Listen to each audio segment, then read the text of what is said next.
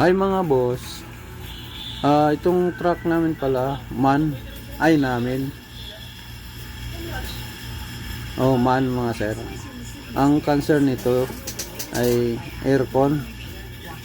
Concern ng driver. Bigla daw nawala yung lamig mga sir. Ayan.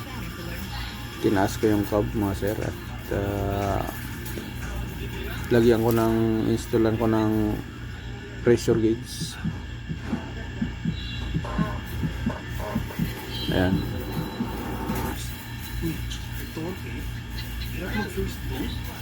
Ano pala to mga sir, yung pump crate.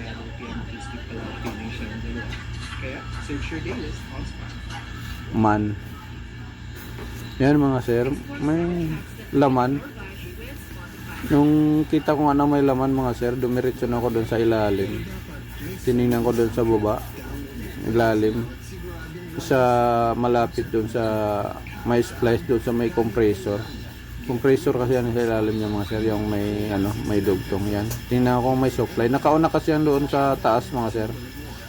Pina-on ko na sa driver kanina. Naka-on lang yung susi, pero hindi na under yung makina mga sir.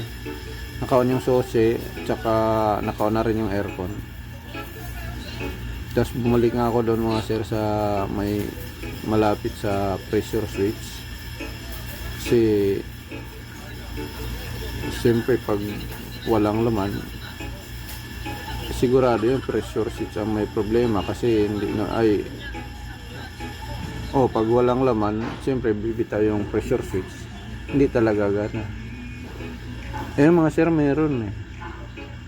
Kasi una-una ko ipagbintagan yung pressure switch.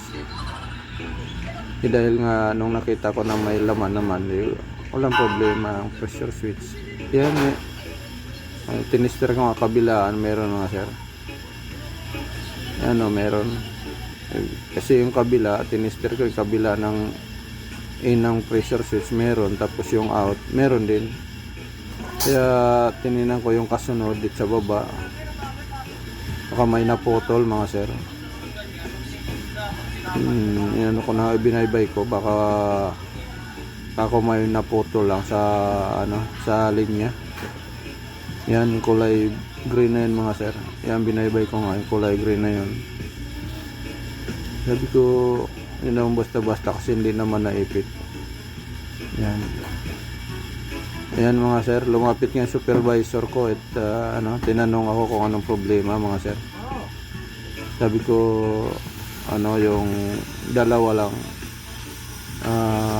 dito muna ako sa baba mag-umpisa kasi hanapin ko baka may potol mga sir.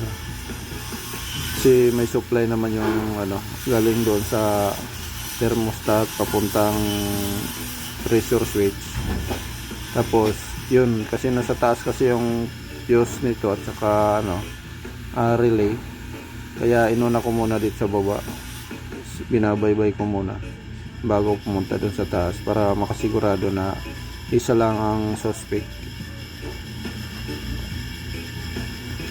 Yun mga sir, yun ang supervisor na stuntman. Ayan,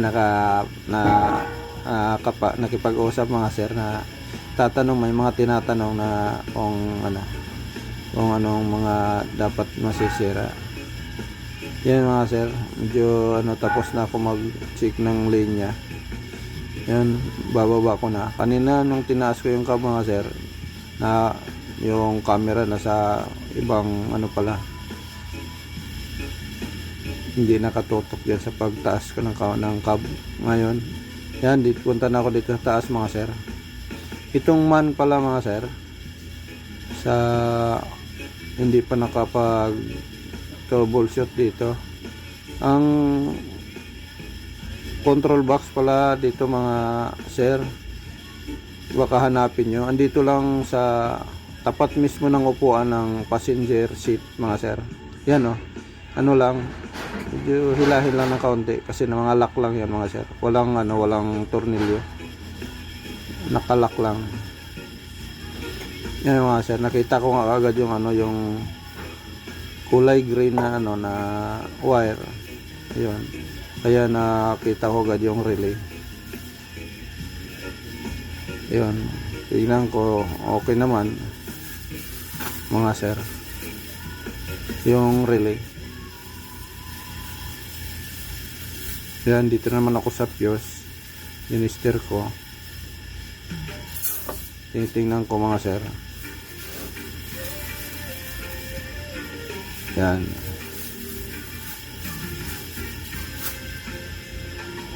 Yun nga mga sir. Confirm na busted kasi yung kabila meron. Yung kabila wala.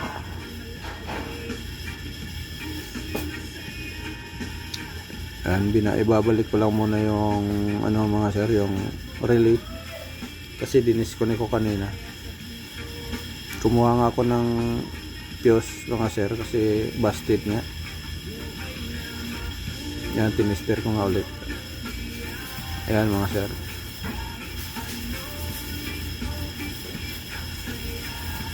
Ayan, i-install ko ulit yung ano, yung fuse. Inano ko nga ulit, nilagyan ko nga ulit mga sir. Pero mababang ano, mababang amperahe mga sir. 10 ampere lang yan nilagay ko.